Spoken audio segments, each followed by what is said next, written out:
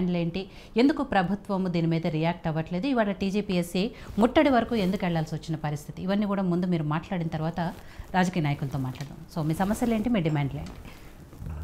Okay madam, అంటే నాకు కొంచెం ఒక 2 నిమిషాలు టైం ఇస్తే దీని వెనకాల స్టోరీ ఎందుకు చెప్తాను, చెప్పండి. తర్వాత దాని విషయం. అసలు విషయం ఏంటిదంటే మేడం, తెలంగాణ వచ్చింది తర్వాత మా ఉద్యోగాలు అసలు యాక్చువల్గా నీళ్లు నిధుల కంటే ఉద్యోగాల మీద మా ఫైట్ నడిచింది. ఆ ఫైట్ నడిచిన తర్వాత మా రాష్ట్రం మాకు వస్తే మా ఉద్యోగాలు మాకు వస్తాయని చెప్పేసి మేము అనుకున్న రాష్ట్రాన్ని తెచ్చుకున్న తర్వాత టీఆర్ఎస్ పార్టీ 10 సంవత్సరాలు పాలన చేసింది కేసీఆర్ సమక్షంలో. 10 సంవత్సరాలు పాలన చేసిన తర్వాత కనీసం మాకు ఉద్యోగాలు వస్తాయనుకున్న టైంలో కేసీఆర్ వాళ్ళ ఇంట్లో 4 ఉద్యోగాలు వచ్చాయి, కానీ మాకు మాత్రం ఉద్యోగాలు రాలే. వచ్చినటువంటి ఉద్యోగాలు కూడా కోర్టు కేసుల టైంలో అమ్ముకోవడము, పేపర్ లీక్, ఇవన్నీ మన కళ్ళను కట్టి జరిగినటువంటి ఈ జరిగిన తర్వాత గ్రూప్ 1 పేపర్ నుంచి స్టార్ట్ అయింది మేడం.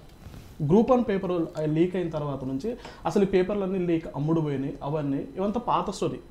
ఇవంతా జరిగిన టైంలో మేము నిరుద్యోగులం స్వచ్ఛందంగా చేస్తున్నటువంటి టైంలో 2 సార్లు టీఎస్పీఎస్సీని ముట్టడి చేసినాం మేడం. ఎందుకు ముట్టడి చేసినామంటే అసలు విషయం ఇక్కడ ఉన్నది మేడం. అసలు విషయం ఎక్కడంటే గ్రూప్ 2 ఈ రాష్ట్రంలో దేశవ్యాప్తంగా సివిల్స్ ఎట్లయితే విద్యార్థులకు రాష్ట్రంలో గ్రూప్ 2 అనేది మినీ సివిల్స్ అండి. అందరూ పేద గ్రామీణ అభ్యర్థి, డిగ్రీ చేసినటువంటి అభ్యర్థి కానీ, కామన్గా బీటెక్ చేసినటువంటి అభ్యర్థి కానీ ఏం చేస్తారంటే గ్రూప్ 2 తన గోల్ అది.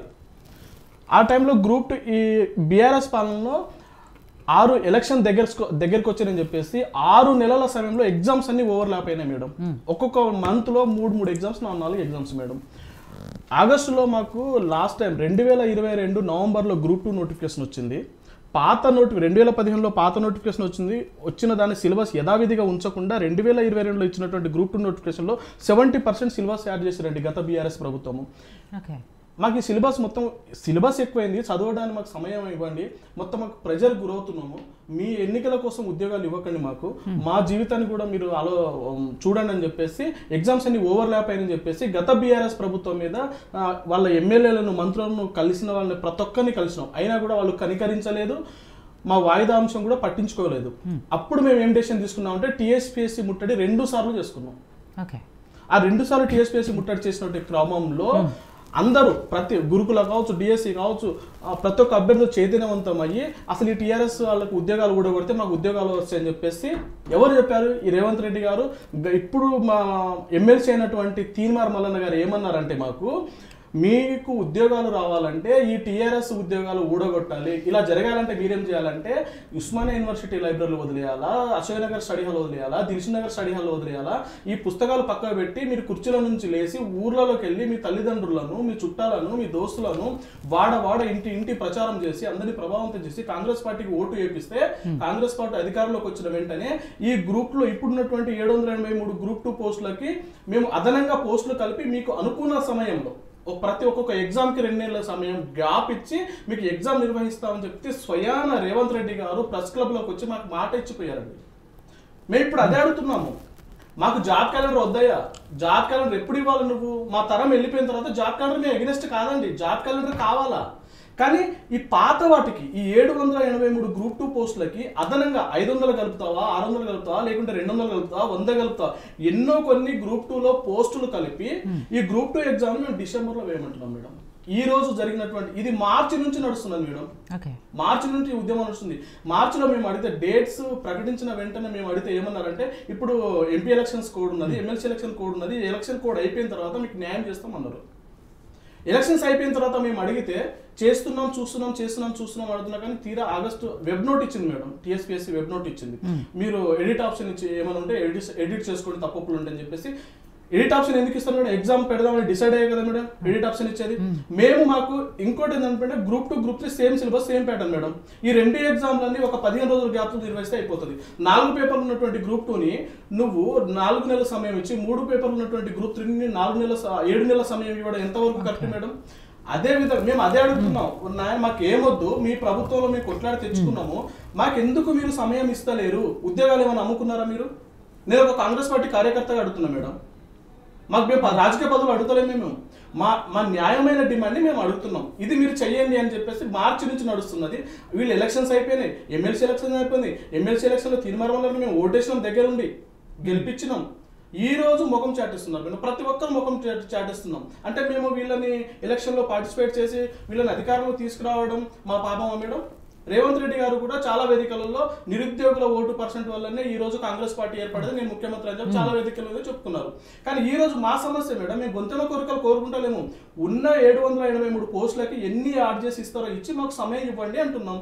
ఇంకోటి మేడం, జూన్లో 3 ఎగ్జామ్లు మేడం.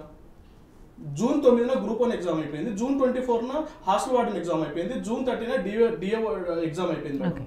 ఒకే నెలలో 3 ఎగ్జామ్ ఎట్లా రాస్తారు మేడం అభ్యర్థి? ఈ సిలబస్ వేరు, ఆ సిలబస్ వేరు. వేరు సిలబస్ ఉన్నటువంటి వాటికేందో నువ్వు వేరు సిలబస్ ఉన్న వాటికేందో 3 నెలల గ్యాప్ ఇచ్చి ఎగ్జామ్ కంటిన్యూ చేసి పెట్టేసినావు. ఇప్పుడు సేమ్ సిలబస్ ఉన్న వాటికి నువ్వు ఒక దగ్గర పెడితే నీకు వచ్చే నష్టం ఏంటిది మేడం? మళ్ళీ తర్వాత టెట్ అయిపోయింది, మొన్న జూన్ వరకు టెట్ కూడా అయిపోయింది. మళ్ళీ నెక్స్ట్ ఏముంది? డిఎస్సి జూలై 17 నుంచి ఆగస్టు 5 వరకు డిఎస్సి వేరు. డిఎస్సి సిలబస్ వేరు, గ్రూప్ 2 సిలబస్ వేరు మేడం. డిఎస్సి ఎగ్జామ్ ఆగస్టు 5 వరకు ఉన్నది, ఒక 1 డే గ్యాప్ ఇచ్చి ఆగస్టు 7-8 గ్రూప్ 2 ఎగ్జామ్ ఉన్నది. ఇప్పుడు చెప్పండి మీరు ఎలా రాయాలి? మేము సిలబస్ వేరు. మేము న్యాయబద్ధ డిమాండ్ కోరుతున్నాం కదా. మీరు ఏమనంటే మేము ఇవన్నీ తీసుకొచ్చి పెట్టేసరికి మీరు జాబ్ క్యాలెండర్ పెడుతున్నారు. వరే నాయన, మాకు ఆకలిస్తున్నది, గంజితో అన్నం తింటాము, మేము బ్రతుకుతాం ఇప్పుడు అంటే నువ్వు ఎప్పుడో వచ్చే బిర్యానీ గురించి మాట్లాడతావు ఏంటిది? ఇప్పుడు జాబ్ క్యాలెండర్ ఇస్తే మేడం ఇంకొక 1 ఇయర్ పడుతుంది మేడం. 1 ఇయర్ కూర్చునే ఓపిక మాకు ఉంటుందా మేడం? ఇప్పటికీ మా 35-36 సంవత్సరాలు లేదు మేడం. మళ్ళీ ఇంకో 1 ఇయర్ వెయిట్ చేయాలంటే ఈ ఉన్నదానికి నువ్వు కలిపెట్టేసి మేము వెళ్ళిపోతాం కదా.